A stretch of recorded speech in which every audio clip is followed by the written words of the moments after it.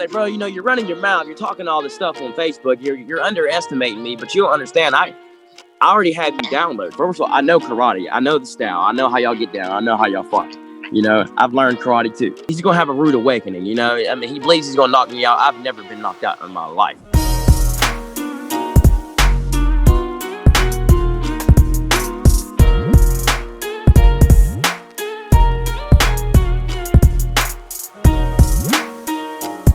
All right, we are back again with a very special episode. We're talking to a man with many names.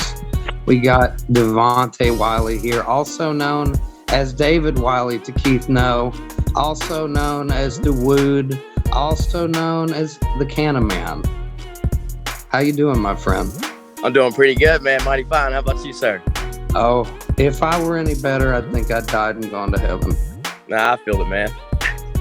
So what have you been up to? I know you've been working hard for this fight. You're up against Mr. Coon, and there's some bad blood between you guys. Yeah, you know, just don't understand the man's shit talk, you know, don't understand the dude at all, you know, because I feel like he's biting off more than he can chew, you know. Like, it'd be one thing for you to come into the fight being humble, especially when you don't know nothing about your opponent. But, you know, he's doing a lot of talking, you know. He's saying I got a weak chin, saying my jiu-jitsu sucks, you know. He's saying all this crazy shit, you know. But I actually found out he has a weak chin. I actually found this out, and this is facts. You know, he won. I'm pretty sure he got invited onto the USA Olympic team because he got knocked out.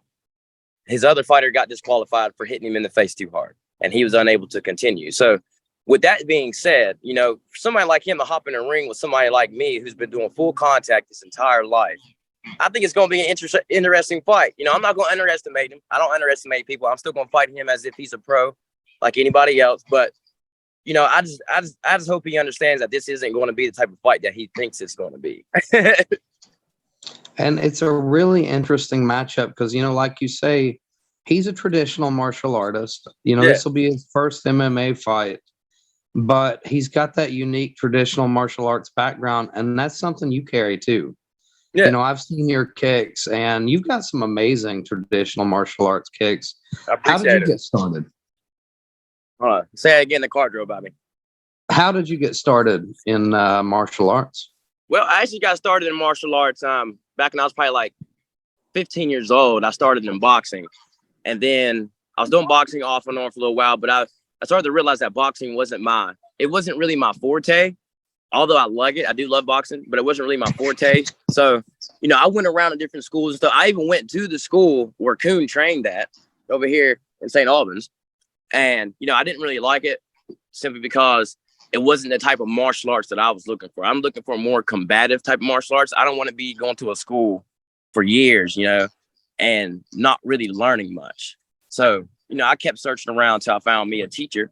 And a friend of mine actually told me about Brandon. So I actually go down there and I meet up with Brandon and stuff. And it only took this guy 2 hours. I mean, versus all the other schools I went and tried out, it only took this man 2 hours to convince me that he was the truth. You know, so he started teaching me different martial arts. You know, I've learned kickboxing under him. I've received a black belt in Taekwondo. And I've learned judo. I got purple belt in jiu-jitsu through him. I've learned Krav Maga through him. So, and I've always put my skills to the test, you know, with him. So, you know, I just have very high confidence. And another thing that separates me from a lot of these other fighters out here is I actually get that intimate one-on-one training with my teacher. You know, like a lot of guys, they got trained with other students, they got to train, you know, but I actually get that one-on-one with my teacher. So when I tell you I do nothing but lose, even to this day, I still do nothing but lose to that man in extreme fashion, but it makes other fighters easy to me. You know, it just makes them a lot easier. So pretty much, you know, I got into martial arts because I wanted to get into combat. I wanted to learn real combat, you know, possibly compete and stuff. Then once I first competed, it kind of just took off from there. It's like, yo, I love this shit. You know what I'm saying? So, yeah, it's been a journey, man. It's been a journey, brother. And we've not seen you in there in a while. We've not seen you fight in quite some time. Yeah. What made you want to do it again? What lit that fire again for you? Well, watching my friends go in there, you know, watching Josh go in there, you know, do his thing and stuff, and watching Zuri go in there and do his thing, you know. And then me being my sensei's first student down here, I felt like at the same time, like it's my duty. because I need to go in here and present to the world the martial arts that he showed me, and that he's taught me. I've done it before, but I really need to get back out there and do what I really want to do, which is MMA. I've got my taste of stand-up combat. I've got my taste of ground combat, but I really would like to mix it now, and I'm not new to it because, like I said, I've been doing it for 8 years now, sparring people in the gym, so, that whole game when it comes to the MMA game is just, that's me. I like to use my hands in conjunction with my kicks. I like to take ground game is. My jiu-jitsu and always on another level. Like, a lot of times when I roll with people, I don't really necessarily go hard against them. It's like, Erik was saying that my jiu-jitsu is trash because he says that I struggled against Fritz. Well, the thing about it is, first of all, much respect to Fritz. Fritz got in there and he didn't really have no grappling experience. But the thing about Fritz is Fritz was super strong. That's a super strong dude. Now I might have been able to wrap up on him and climb him and stuff like that and do all that. But the thing is, he's a strong guy. If that guy was to learn grappling skills, he'd be a dangerous dude. So, but at the end of the day, it wasn't a struggle for me. And that's what I needed Erik to understand. Like, bro, that's not a struggle to me, And I know people who know this guy. I was just talking to somebody last night who actually went and trained with him, and it's like, bro, you're running your mouth. You're talking all this stuff on Facebook. You're underestimating me, but you don't understand. I already have you downloaded. I have this guy downloaded. First of all, I know karate. I know the style. I know how y'all get down. I know how y'all fight. I've learned karate too. I didn't receive a black belt in it simply because I learned kickboxing, Muay Thai, and Taekwondo. So I didn't really see the need to really advance through karate like that. But pretty much the stuff that he's saying, it's going to be, he's going to have a rude awakening. He believes he's going to knock me out. I've never been knocked out in my life. And to be honest with you, I believe that's the only way he's going to win this fight is if he knocks me out. He's not going to beat me on the ground, and you're not technically going to beat me standing up. You're going to have to knock me out. And that's just my opinion on it. Like, because I really feel like that's the only way he's going to win. So he should keep that thought in his mind that he's going to knock me out, because that's the only way he's going to be able to do it, in my opinion.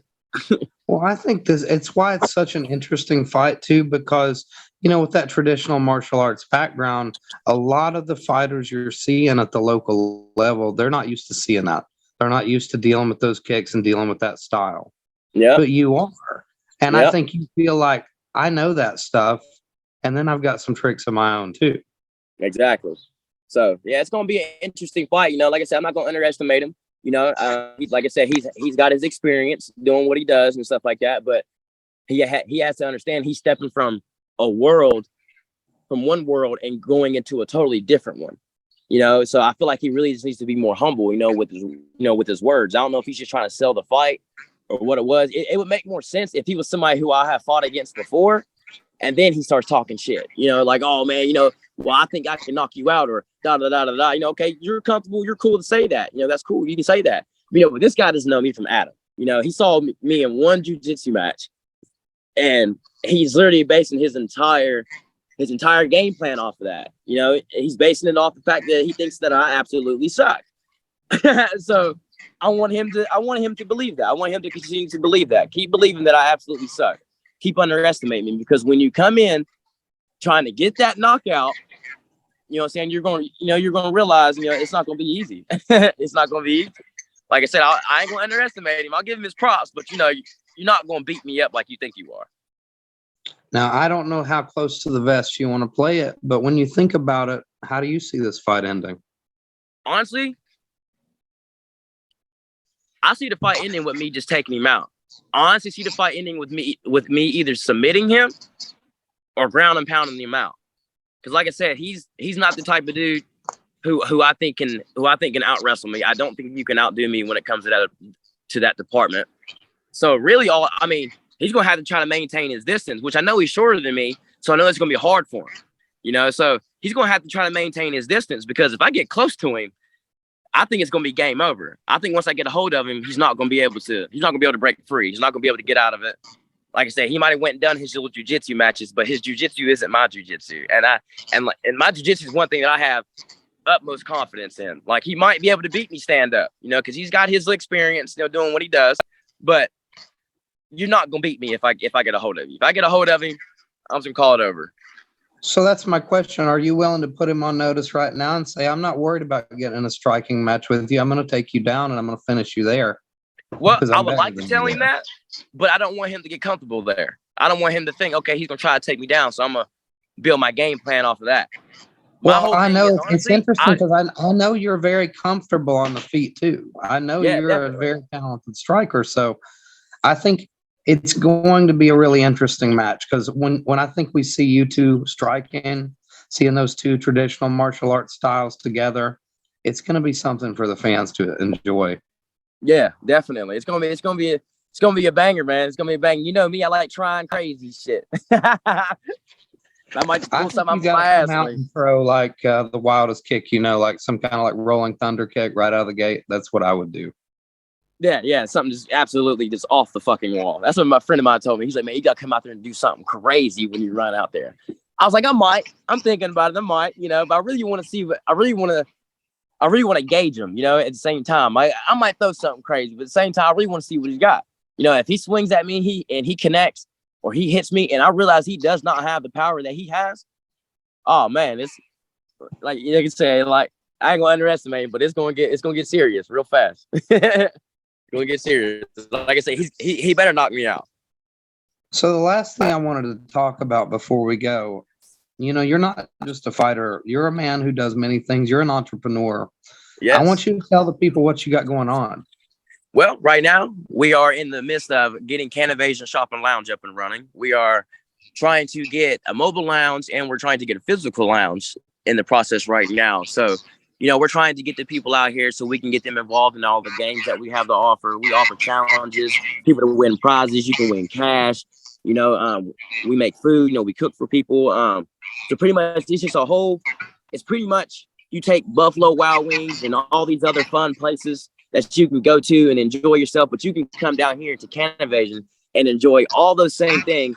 But hey, if you like something up, we're not going to tell you to put it out, so that's our thing, So, we got big things planned for the community and stuff. We really want to get people involved, especially with the cannabis world jumping out the way it is. Try to get people to come buy some merch, you know what I'm saying? So, it's a big thing for us. It's a big step. We're inching closer and closer and closer to it. I got a few other businesses actually that are in the making, that I haven't started LLCs for or whatnot, but they're in the making. So, I got a lot of big things. Other than this fight, I really focus on a lot of business, a lot of entrepreneurship. I just really want to leave a legacy before I leave here, have something to give away to my family whenever they get older. And, so that's us, Canevasion Shop and Lounge, the best glow in the dark merch you'll ever find around here. Tell us about your product line too. I know you got a lot of CBD stuff, a lot of cannabis related products that are pretty awesome. Yeah, other than the clothing, we offer hoodies and t-shirts and outfits and different light up accessories. But we have Let's get a good look at that Canevasion hoodie. Huh? Let me have a look at that Canevasion hoodie you got on. Yeah, this is one of them. There we go. It glows in the dark. You know what this is, my friend? I might be able to get a picture of it glowing in the dark. Yeah, there it goes. It lights up. Heck yeah. So, ladies and gentlemen, where can we order this? Where can I get my Canevasion t-shirt? Well, as of right now, we do have a website. It's Canevasion SNL. Don't put the N, just put SL.com. But you can you can just message us through Canevasion, our Facebook page, Canevasion. And we can send you a catalog and we can send you a payment link and all that. Because I know a lot of people don't really trust the websites and stuff like that. So we have different areas to where you can message us. So just message Canevasion. If you'd like to check out our catalog, let us know. We'll send you the catalog. You can look through it and we'll be more than happy to get you a Canevasion hoodie or any kind of merch that we have sent straight to your door. Or we can do local meetups if you're around the area. Well, have you got any last words for the people or for your opponent? For the people, I'd like to say, honestly, can't wait to perform for y'all. It's been a long time coming. If I can make that my walkout song, that's what it's going to be. And to Erik, man, honestly, I do wish you luck. But I also would like to say, bro, I really hope you stop underestimating me, because I really don't want you to go in there and talking all the shit that you're talking, and then it happens the way I believe it's going to happen. You know, so like I said, just be humble, man. Just don't go in there looking for the knockout, because I promise you're not going to get it. Ladies and gentlemen, the man, the myth, the legend. It's Devontae Wiley. It's David Wiley. It's the Canna Man. One and only.